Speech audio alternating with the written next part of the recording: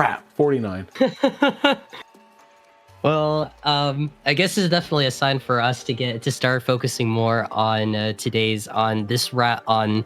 the first round for Great White Bracket here, Litten, which is going to be Helios versus FLUE. From what I could tell, I am definitely noticing some familiar faces from both teams here. I can't really I honestly forgotten like their mains and everything, since it has been a while since I have like played with them or have fought against them like in the past and everything. But from what I could tell, yeah, looking in some of their Sendu profiles, I believe one of them happens to be like a full on 10 player. And oh, speaking of which, though, we are heading to game number we are heading straight to game number 1 here, folks. And as I suspected, one of them happens to be a 10 umbrella one trick. And seems like there might have been something that happened. But yeah, I guess while we wait for that, why don't you go ahead and take a look and see the rest of the other members. Oh, I guess I'm not gonna take a look and see at the other members. Do we know what happened there? Did one?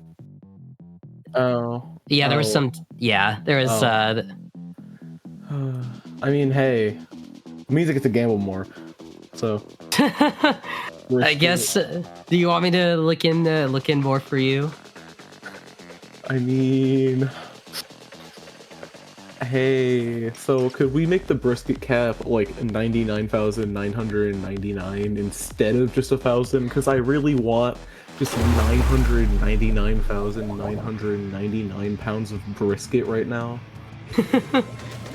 Well, anyways here, folks, we are gonna head straight to game number 1 here. Everyone seems to be all here. Now we can go ahead and get the show started here. As I suspected, the Sorella 10 comes out, and I noticed that we see the Tetra dualies coming in. Definitely an uncommon pick, an uncommon dually type that you don't normally see a lot in competitive. Yeah, that is absolutely true. I love that comp actually from FLUE. That is it's very fighty too, especially because of the Tetris. But looks like Helios is running a very common tent comp. I actually quite like that with the S-Blast. It looks like the tent, and the 50 is fully behind them, and the tent is just keeping them squished against that zone and ends up getting through. Yeah, definitely a really good stall there coming from the pencil, helping out the members of Helios to go in and retake the zone here. But unfortunately, though, we do see them using their specials, which unfortunately made them unable to get some really valuable picks. And now we see the members of FLUE resetting themselves and trying to get a potential push in front of the objective going here. But with the members of Helios just out in the open, they are an absolute defensive wall right here, just not letting them go in. And sure enough, they were able to retake the zone. Yeah, I'm honestly just waiting to see that 10 umbrella maybe go right with that S-Blast, just try and take that space using their shield and letting the S-Blast get in and harass. Like I said, going in there with their shield, with the S-Blast as well. And Dooley is able to take one, a very valuable pick, and they're back with Cooler as well. Yeah, and as of right now here, the members of FLUE here are trying to get a potential push going. We see the reslider being out and used. They were able to get out the member, but weren't able to get the zone. But that's all right though. The rest of the cleanup crew were able to retake the zone, and now we see them we see them now able to do what they were trying to do earlier, which is retake it, which is able to push in front of the objective. And now we see the tri-strikes getting ready. I believe it's just there to be used for stalling out. We'll have to find out soon enough. Yeah, and it's looking like that FLUE is able to just kind of get up in into their courtyard. And I'm still waiting to see that 10 umbrella. Yep. Uh, take over for me for a second. Sorry.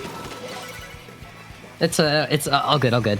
But yeah, we see the pencil now taking. We see the pencil trying to stop. We see the pencil doing a really good job, just holding their positioning so well, and able to take out a couple of the members from Helios. And now they're pushing up, trying to be a little bit more aggressive and trying to see if they could get a couple of picks here, or just try to pressure the members from Helios. And it definitely worked out there for a moment there, but.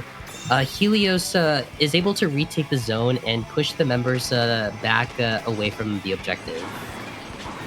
And that is absolutely true.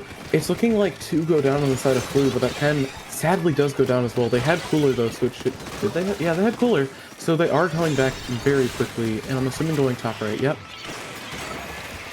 Yeah, the Stamper, we see now the Stamper able to get an incredible double there. Now using the Zipcaster, able to get a triple. Goodness me, the Stamper is out here doing so much work and helping their team to try to push up, assist them, and maybe even stall out whenever they could. And they've been doing a really good job. Now the Stamper passes over the insane picks to the Tetra, able to get a couple of more picks here. And this definitely helped the members of FLUE here, as they were able to just not able to get a huge lockout and able to get a huge wipeout. And that is game 1 for FLUE. Yeah, that Stamper ended up killing 7 people before it died. That was an insane play from them, getting 6 people down from a single just drop from mid. That was a wonderful play. Yeah, and I think from what I noticed, I liked exactly what I liked how the Stamper and the Tetras played off of each other. Like they were able to just take turns like going in with their specials, and we see that they were using it so well that they were able to like not only just get picks, but also just stall out get the players from Helios just scattered around. And I think because of that, I think after that whole game, I think Helios need to definitely make some comp adjustments, especially since we are heading to game number 2, which is Clan Blitz on Museum. And from what I could tell, I have a feeling that FLUE may be running maybe sticking to what they have, which is the Tetras and which is the whole Tetra comp. So I think we may see a potential change that can hopefully be able to work something around that sort of comp. That's absolutely correct. I didn't expect the Tetris Stamper to work out so well, but it works very, very well, quite clearly, based off of that game alone. It was an incredibly strong performance from FLUE. I really like how, like you said, the Tetras and the Stamper were just able to work off each other's specials incredibly well, just timing them so that there was almost always some kind of special just disrupting the structure of... cannot pronounce that name for the life of me. What am I doing? Helios. Yeah, definitely. I am hoping to see if Helios will be working out will be able to work out a couple of adjustments with their comp. Maybe potentially get out the what's it called, the vanilla vac, the vanilla tent with the vac, because I think it'll definitely help out, especially with the Tetras going in and even with the assist. But nope, it looks like it seems like Helios are sticking to what they want to play. And yeah, I think they just wanna I think they're just gonna really work something around it.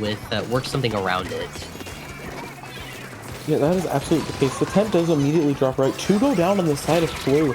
It's looking like their pen also goes down, making a risky play to grab that cooler in an attempt to jump out. It's looking like... that was Helios, sorry. It's looking like FLUE is able to just push right up into their spawn. It looks like Galactic is going up through that bridge and is able to get the ball in, plus a slider off of that Tetris. Yeah, and unfortunately though, two of them do go down, and now Helios is just trying to retake their spinner and try to retake their mid as well. But unfortunately though, I think the Stamper just just kept distracting them, and as they were trying to retake mid, immediately the members of FLUE were just able to retake, were just able to find their footing again, and wow, what an incredible dodge and a pick coming from Galactic. That was absolutely huge.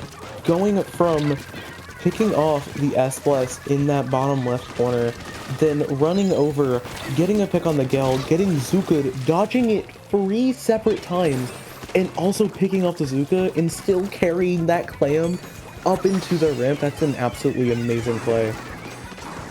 Yeah, incredible, just incredible movement there coming from Galactic. But anyways, I think this did enable the members. I think because of that, this enabled the members of FLUE to just really go in and were able to just get another push going here. And now they're trying to use all of the resources to stall out as they try to get more clams in.